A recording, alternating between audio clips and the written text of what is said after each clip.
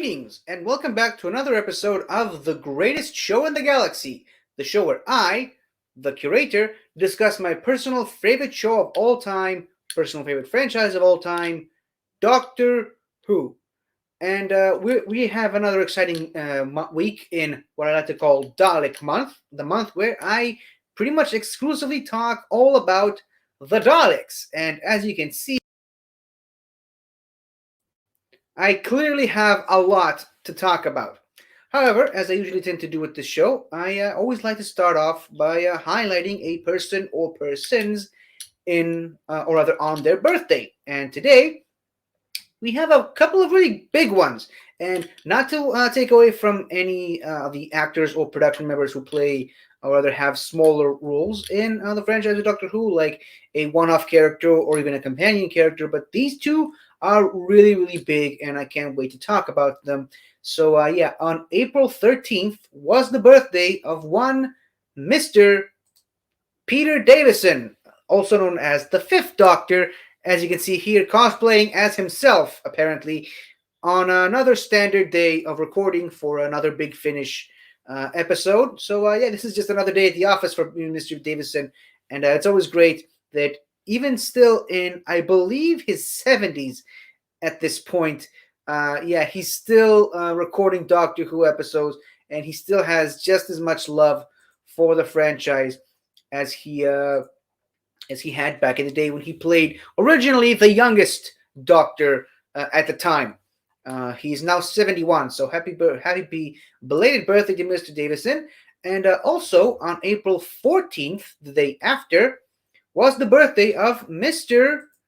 Peter Capaldi. So it's a curious case of double Peter. So Peter Capaldi celebrated his 64th birthday on April 14th, the day after Peter Davison celebrated his 71st birthday. So obviously, as we all know, Peter Capaldi is pretty big in Doctor Who, or rather the world of Doctor Who. He first appeared as the character Lobus Caecilius in The Fires of Pompeii alongside the 10th Doctor, David Tennant. He then appeared as the character John Frobisher in the highly regarded 5-part miniseries for Torchwood Season 3, Torchwood's Children of Earth. Great piece of sci-fi lore if you haven't checked it out already. And then he obviously got to play the 12th Doctor himself, taking the place of, replacing Matt Smith as the 11th Doctor, and he's actually one of my personal favorite Doctors. So, to Mr. Peter Davison and Peter Capaldi, the two Peters, belated happy birthday to both of you, and thank you both. We quite literally could not do this without you.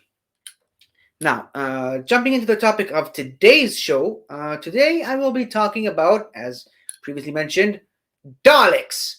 Not just the Daleks in general, but Daleks, the animated web series that came out a couple of years ago as part of the Time Lord Victorious massive multimedia storyline that happened in 2020. Obviously, 2020 did see an actual season of the show taking place on television, but outside of television was a massive crossover event that happened to cover pretty much every form of media, except the TV show for whatever reason, that went across from Big Finish audio episodes to comic books to novels to video games to VR experiences, all sorts of stuff that really tie into the Time Lord Victorious storyline, which I should imagine should probably take me a couple of episodes of this show to cover every single aspect of it. But right now, I figured I should probably start off by talking about what is arguably considered the first stage of the Time Lord Victoria. There's a whole timeline of it. You can actually check it out on the Doctor Who website, official website. Officially, technically speaking, the first part of the Time Lord Victoria storyline is actually the trailer for it, which is called The Final Message or The Last Message, something like that. But then the first thing that leads off into the Time Lord Victoria storyline is the aforementioned Daleks, web series. This is a web series, a 5-part web series that can actually be found on the Doctor Who YouTube channel. It's free of charge. Obviously, it's on YouTube. There's no need to pay for it. You just need to go to YouTube and find it. It's entirely CG animated. It's a relatively smaller budget. The animation isn't really striking or anything. It's nothing. It's not the Clone Wars or Rebels levels, but for a 5-part YouTube miniseries, it's actually pretty good, and it actually stars the man himself, Nicholas Briggs, as the many voices of the Daleks. Obviously, there are multiple different versions of Daleks appearing this in this series, and Nicholas Briggs does all of them, and he does slight variations to all of them, which is actually pretty interesting. Now, the first part of this 5-part miniseries is titled The Archive of Islas. It begins in space, where a massive fleet of Dalek ships is preparing to invade and conquer a planet called Islas, a planet that contains the massive archive of Islas, which is said to be one of the largest, if not the largest, repositories of knowledge in the entire known universe. Again, a little bit of a side note, the entire Time Lord Victoria storyline, as far as I know, pretty much takes place entirely in the dark times of the universe, so billions of years ago, potentially even before planet Earth was around. So yeah, the biggest repository of knowledge at the time in the universe. Now, another major side note, as seen in this picture right here, and was also heavily featured in the first episode of this web series, this episode actually does introduce the idea of levitating Daleks being able to traverse through the vacuum of space with no problem and without the aid or need of a levitating platform, which the Daleks have been known to use pretty much since their inception in comic book form, and they have been seen using one all throughout this web series as well. But yeah, this is a bit of a weird sort of inconsistencies, because the first time we actually get to see levitating Daleks was in Remembrance of the Daleks in 1988, and the first time we actually see Daleks flying through space was actually in the Parting of the Ways, the Ninth Doctor's final story on television. That is. So yeah, it's a bit inconsistent, but regardless, the Daleks are attacking this planet called Islas,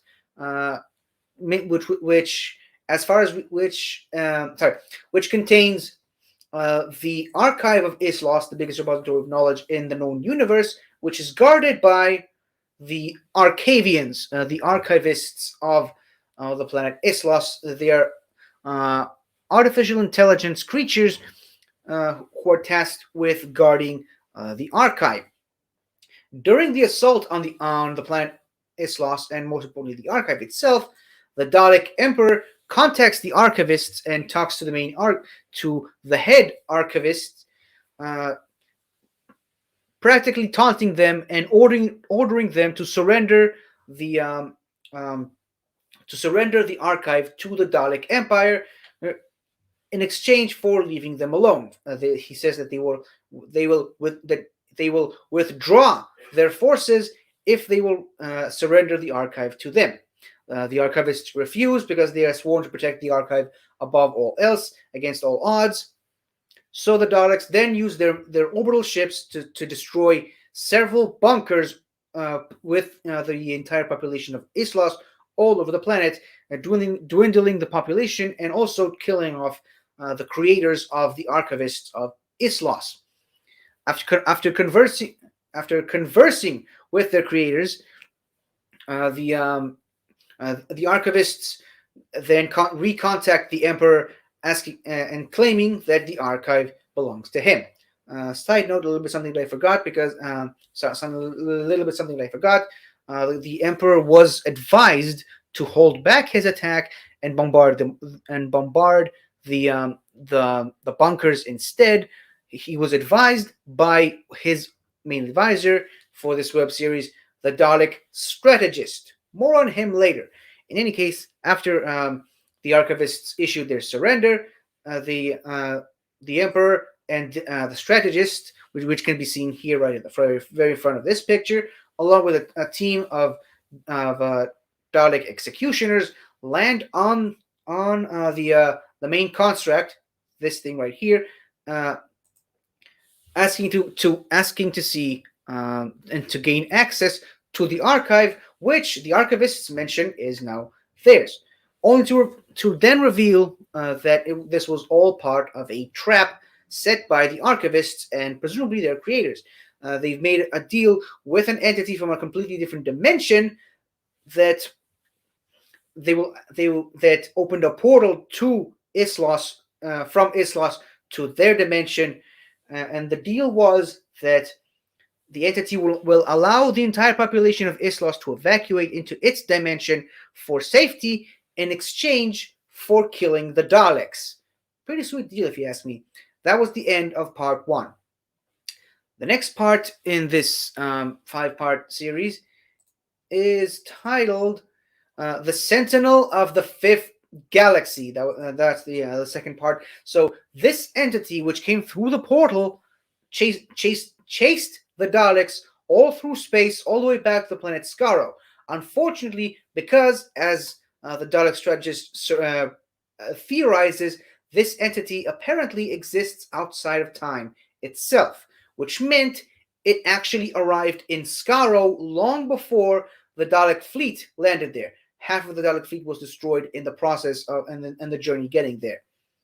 On Skaro itself, the Emperor orders all available Daleks in the main series, in the main Dalek city on Skaro to attack the entity, but they are no match for this seemingly ominous and indestructible entity, which destroys any Dalek opposition that comes against it. The Dalek Emperor then orders an immediate evacuation of the planet Skaro. However, pretty much all the Dalek ships get caught up in the entity's web and get destroyed trying to leave. The Emperor then makes a strategic retreat with the remaining Dalek ships at his disposal, two of which break away from the main formation in an attempt to distract the entity. But as once again the Dalek strategist surmises, or rather theorizes, this entity exists outside of time itself, which is why it predicted this attempt at diversion. So it destroyed the ships that were attempting to distract the entity, and then immediately went in hot pursuit of the Emperor's ship itself, which then caused the Emperor to to order the Dalek strategist to contact the Sentinel of the Fifth Galaxy. After the brief intro montage of the show, opening credits of the show, we see the Dalek strategist on one of those aforementioned levitating platforms, traversing through a seemingly abandoned desert planet full of ancient ruins, making his way to this giant vault, which is etched in the middle of a cliffside, where he meets this little robot, which is then revealed to be the Sentinel of the Fifth Galaxy. The robot claims that, or rather seems to believe that the Dalek strategist is the Dalek Emperor, but this apparently is a fault in his programming. The strategist then orders the Sentinel to take him to see his army, which reveals to us, the audience, that the whole point of this planet and this Sentinel was to keep a close eye on a massive army of 10,000 Daleks who were hidden away, stored, and cared for by human slaves, or rather just slaves, I should say, fully awaiting the day where the Dalek Emperor would make his return to the planet to reactivate his massive army and use it to conquer the universe. After some more witty and comedic banter between the Dalek strategist and the Sentinel himself, the Sentinel reawakens all the army of the 10,000 Daleks, claiming that he needs to update their battle computer. The Dalek strategist makes sure that these Daleks all know and remember their function. However, when he says when he orders them to destroy the entity that has been plaguing the Daleks up to this point. These Daleks seem to recognize the Dalek strategist as the Emperor, which the strategist takes issue with because of his loyalty towards the Emperor. Unfortunately for the strategist, he then quickly realizes that the update that the Sentinel was proposing to do to the battle computer of all these 10,000 Daleks was actually uploading the entity itself onto each and every one of those Daleks, because as now the Dalek strategist has confirmed, this entity has predicted what the Dalek strategist would attempt to do and infect the Sentinel himself, which then allowed the entity to pass on from the Sentinel himself onto every single one of those Daleks, effectively turning all 10,000 Daleks against their programming and making them attack the Dalek strategist. However, the Dalek strategist, being the clever Dalek that he is, he also anticipated this move by the entity and therefore set the entire base and the entire base containing all 10,000 Daleks to self-destruct, taking the Sentinel with it. As the Dalek strategist attempts to escape, he is being chased by the 10,000 Daleks, which are not controlled by the entity, to reach a blockade of executioner Daleks who are waiting for him for his return, and they engage the controlled Daleks in a massive skirmish, which pretty much exterminates every single one of the Daleks on the planet at that time. The Dalek strategist then returns to the Emperor's ship, claiming that he has failed in his mission to contact the army, and recommends destroying the entire planet in the hopes that that all the Daleks on the planet itself will be wiped out along with it, and hopefully it will stall the entity from catching up to them. That was the end of part 2 of this 5-part miniseries. The third part of this 5-part miniseries is titled Planet of the Mechanoids. Now, I suppose I should probably preface this by saying that the Mechanoids are one of the Daleks' oldest and most ancient enemies, aside from probably the Doctor.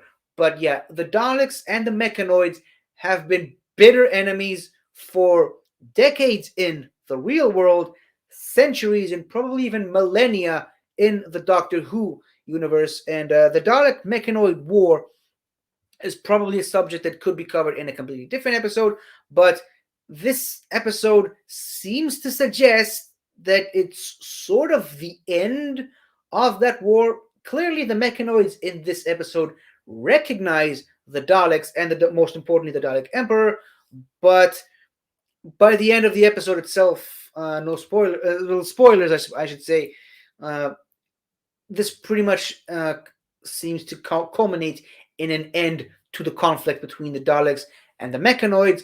However, a subsection of Daleks do actually engage the Mechanoids on the planet Mechanos in the first Doctor episode, The Chase, which, it's a very confusing timeline, but as I mentioned, just know that the Daleks and Mechanoids have been bitter enemies for a very, very long time, and at this point, the Dalek Emperor and his damaged ship lands on Mechanos, on this mechanized city, or rather the planet of Mechanoids. It's not actually confirmed whether or not it is actual Mechanos itself, seen in the episode The Chase, but this ship does land on the Mechanoid city, and the Dalek Emperor is greeted with the Mechanoid Empress asking for their help, or rather practically begging for their help. The Emperor then is then taken by the Empress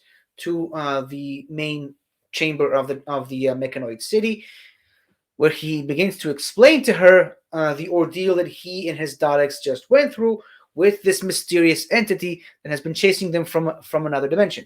Obviously, the Dalek Emperor employs a lot of underhanded tactics, lying and making half-truths, claiming that he does not know where this entity came from or what its purpose is, all on the hopes of gaining the Mechanoid Empress's trust. This is all due to the fact that while the Daleks despise the Mechanoids above pretty much all else at this point, because remember, they haven't exactly specifically met the Doctor quite yet in this part of their timeline. So right now, the Mechanoids are their biggest enemies. However, while the Daleks never actually admit it, they actually respect the Mechanoids as their equal, because their technology is far superior to most other races and is one of the very few they are one of the very few species that can actually rival the Daleks in both technology, intelligence, and most importantly, firepower. So upon landing on the planet Mechanos, the Emperor's ship bursts through the planetary defenses, the planetary orbital defense grid, showing their as a show of strength, as a show of their power. However, this was all again part of the Dalek strategist's plan all along to damage the Mechanoid defenses, which allowed the entity to pass through the orbital defenses pretty easily. The Dalek strategist then requests an audience with a Mechanoid scientist, which is this red Mechanoid right here. The Dalek strategist, just like the Emperor himself, is pretending that this is a friendly social call, or rather, the equivalent of one for the Daleks. However, trouble soon arrives as the entity itself quickly arrives on the planet Mechanos and very quickly breaches through the Mechanoid orbital defense system, because, as I mentioned, it has been severely damaged when the Dalek Emperor's ship crashed through one of the shield generators surrounding the planet. The Dalek Emperor then reveals his true face to the Mechanoid Empress, saying that he actually purposely led the entity to Mechanos. That was the end of Part 3. Part 4 is titled The Deadly Ally. At the beginning of this episode, the Mechanoids try to mobilize a defense of their planet by quite literally shielding the entire planet by themselves, using their own bodies as a massive shield, protecting the entire Mechanoid city from the entity. But this, however, does not last very long. The entity itself has proven to be much more powerful than the Mechanoids originally suspected. And even the Dalek Emperor himself is a bit surprised by the strength that the entity itself is posing. However, all throughout this time, the Dalek strategist and the Mechanoid scientist were actually on another platform, trying to figure out a way to defeat the entity together. They eventually managed during the attack and siege of the city of the Mechanoids. The entity possesses one of the Mechanoids, claiming that all it really wants is the Dalek Emperor himself, asking the Empress to hand the Dalek Emperor over to it, and it will leave them alone.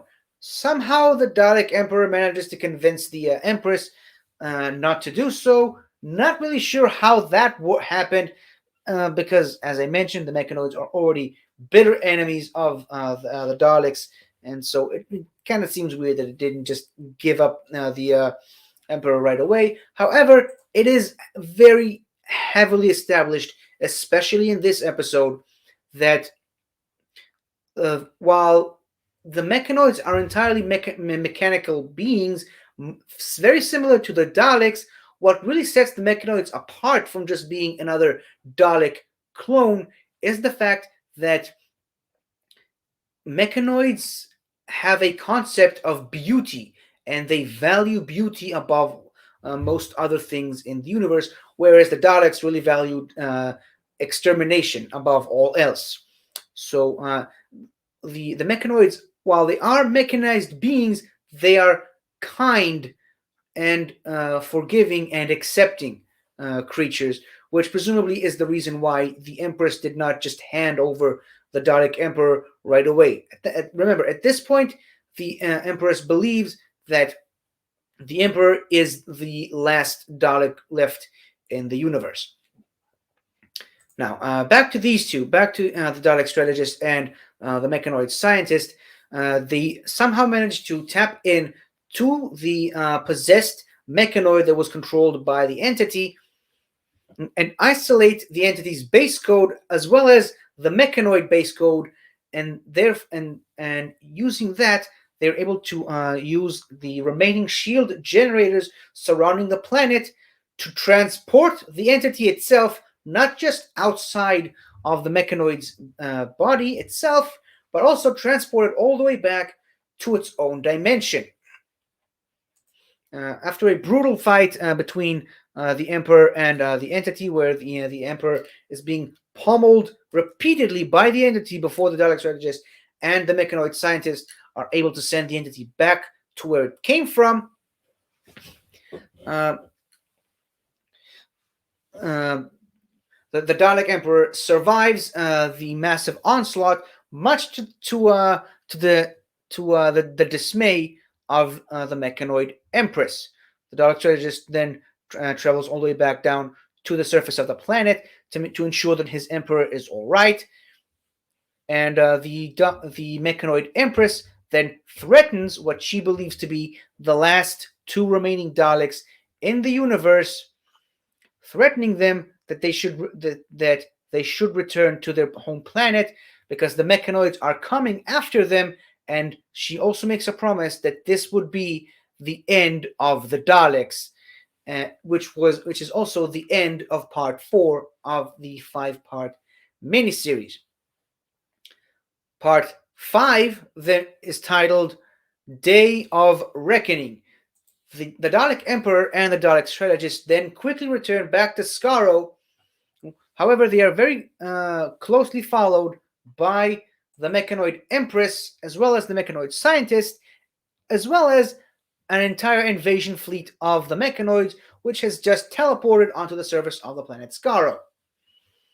The Empress then threatens the Emperor that this will be his final day, and that the Daleks are now finished. However, once again, the Dalek Emperor showed his true face or eye stalk, depending on what you consider. But once again, this was all just a ruse, a tactic to draw the Mechanoid Empress and any surviving Mechanoids that have survived the massive onslaught by the entity on their own planet, drawing them all the way to Skaro, then revealing that he actually had an entire army of Daleks hidden away in bunkers underneath the metal city of Skaro, ready to attack any invading forces. And as you can see here clearly in this picture, the Daleks far outnumber the Mechanoids. However, remember, as I said earlier, the Mechanoids are one of the very few races in the universe that can actually match the Daleks' technology, intelligence, and firepower. So this battle was not swiftly resolved. There were many casualties on both sides, both Daleks and Mechanoids. But I don't know if you can see in this picture, but right over there at the side, the Empress and the Mechanoid scientist somehow managed to break away from the main assault, so from the main battle itself, and somehow infiltrated the Dalek city and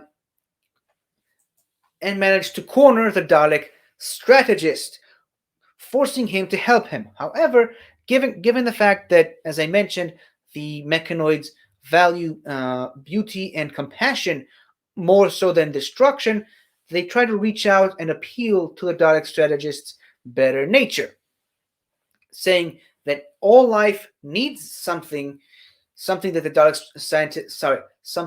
Dalek strategist has also said earlier in this same web series when advising the Emperor on his approach towards the archivists on Islos.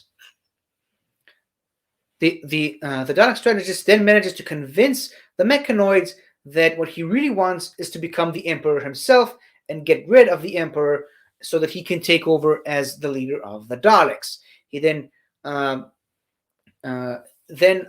of these Mechanoids cover the Dalek strategists during the crossfire as they make their way to one of the large towers on the city, hoping to use it as a transport portal to send the Dalek Emperor himself into the same dimension where the entity originally came from.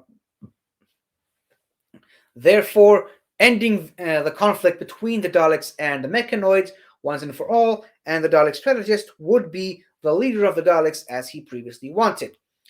Most of the Mechanoids in this picture right here get destroyed on their way there, and even the Mechanoid scientist gets badly damaged. However, the Dalek strategist is left completely intact.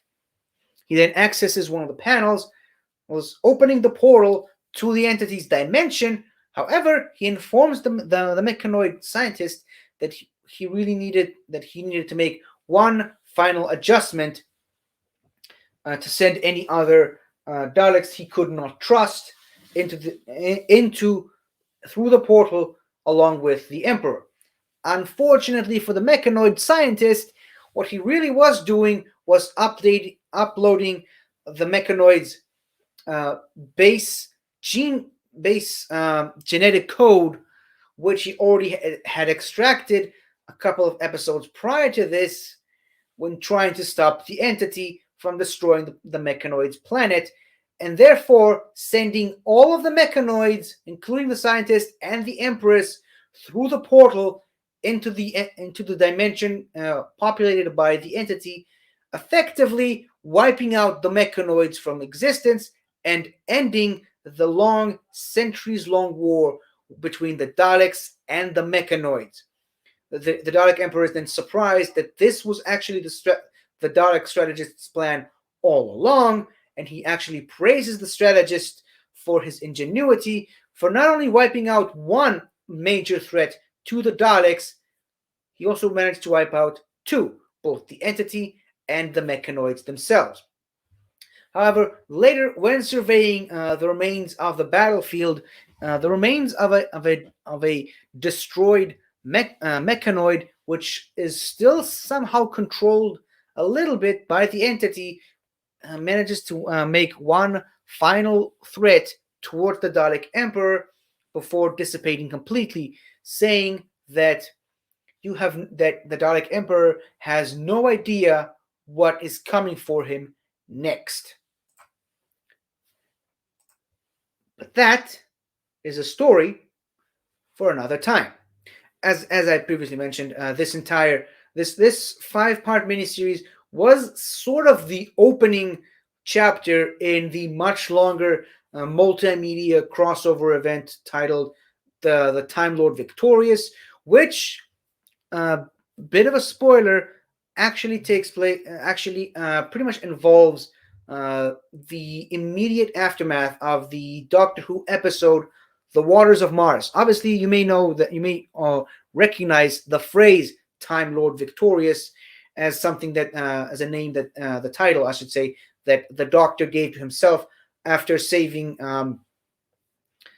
Adelaide Brooke and the rest of the crew and the other two surviving members of Bowie Base 1 at the end of the Waters of Mars. He rescued them from a powerful enemy called the Flood, which exists in water and infects other people through water to control other people. So forgive me, I'm kind of losing my place here, but the 10th Doctor changes the course of history by actually saving these people who were supposed to die in a fixed point in time and space, claiming that for a long time he thought that he was just a survivor, but he's not. He's actually a winner. He also then goes on to say that the laws of time are his and they will obey him, which sort of emulates the Master in that regard.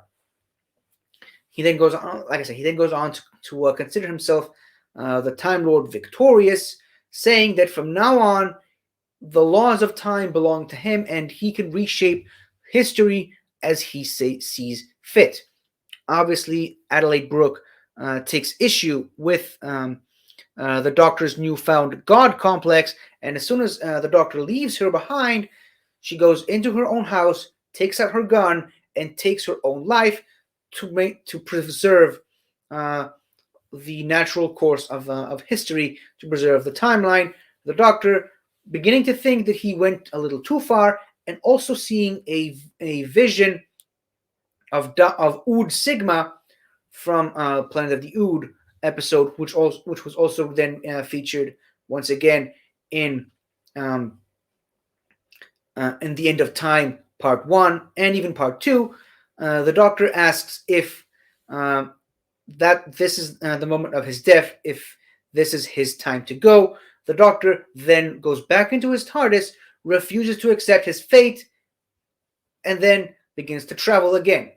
Obviously, the next time we actually see the Doctor in the show is in the End of Time Part 1, where he actually does claim that he didn't actually came straight from the end of the Waters of Mars, which I believe is 2058. I think 2058 is the exact time period that he was.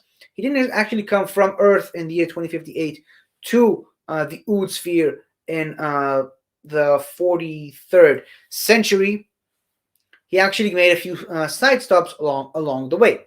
As we later find out in The Day of the Doctor, one of those side stops involved him marrying the Queen Elizabeth I, which then ties back into why she despised him at the end of the Shakespeare Code.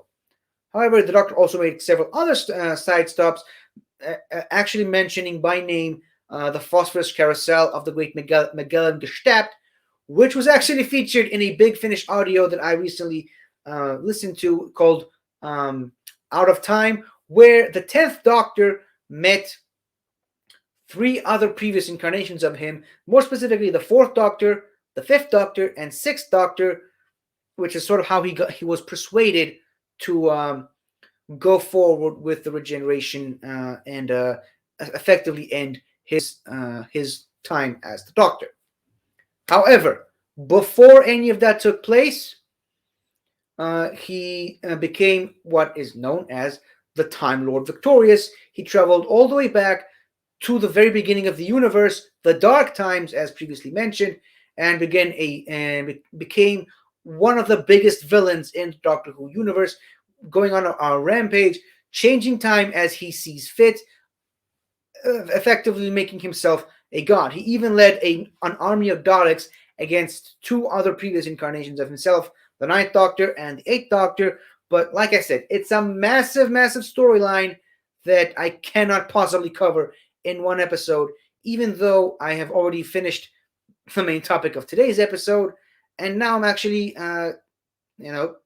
trying to stall time to try to at least get to a full 40 minutes of an episode, because this is actually the shortest episode I've ever done on this show, and I'm actually a little bit surprised that I was able to talk about Doctor Who for such a short period of time. However, keep in mind that I was talking about a 5-part miniseries, which is actually pretty short in of itself. It's only about 15 minutes per episode. So yeah, there really wasn't that much to talk about. That's why I decided to add on the Time Lord Victorious explanation that I just gave to sort of add a few more minutes to this episode. However, I don't know. I don't usually get this opportunity to finish this episode this early, but I think that's exactly what I'm going to do. I mean, 40 minutes, I think, is more than enough for an episode like this, especially since next week I am planning a much, much, much longer episode.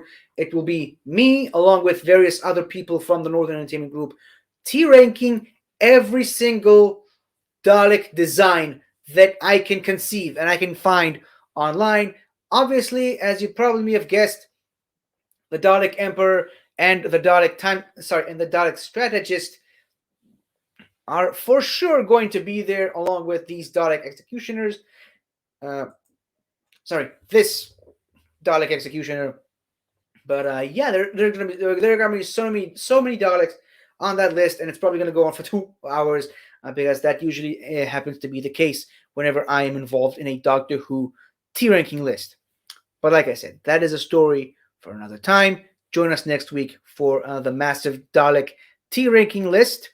I have been me. You have been you. I can also be found on my own personal YouTube channel, 50 Shades of Geek. I just did a coverage of my first experience in Israel Comic Con, which happened over the past week. I'm also celebrating Passover, so that there's a little bit of a lull in, rather a break, I should say, in content on my channel. I'm also can be found on Twitch playing the new Lego Star Wars, the Skywalker Saga, or rather trying to play it because I keep, not finding the right time to go back in there, but I am planning on finishing that game.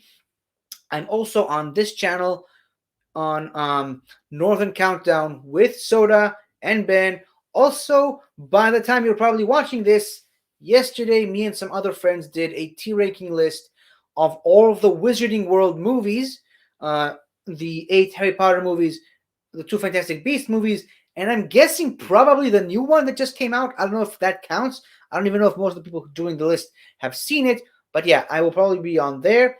And yeah, that's it for me. As for other people on this channel, you can find Daniel and Snark on and Dave, I should say, on Have You Seen This, where they talk about less important television programs other than Doctor Who. I'll probably be there next week to talk about the upcoming Legend of the Sea Devils episode, the next episode of Doctor Who that's about to drop. There's also the Squared Slice with the aforementioned Soda and Dustin, where they talk all about wrestling. Presumably, at some point in the near future, Ryan Payne is going to bring back Mount Schmodown. There's also, as the aforementioned Ben Rayner on his YouTube channel, the Multiverse of Geekdom, where he has Unwind with Ben. He has a Star Wars show called Star Wars Academy, the Jedi Academy, as well as the Deep Dive, where he talks about TV shows with a guest. There's also our good friend Taco on his channel, Something to Taco About, where he does mostly Star Wars stuff, like Let's Talk About Star Wars, and also our other friend Jess the Kiwi on her YouTube channel, Kiwi Jess, where she goes on a descent into madness, as she calls it. I think I've covered every single person I know at the moment. So yeah, that's it for me, and this has been the shortest episode of the greatest show in the galaxy yet. And my voice thanks me for being able to keep it unto under 45 minutes. In any case, that's me, and yeah. So until the next episode of this show, which will presumably be much, much longer than this, all I have time to say is exterminate, annihilate, destroy. Goodbye.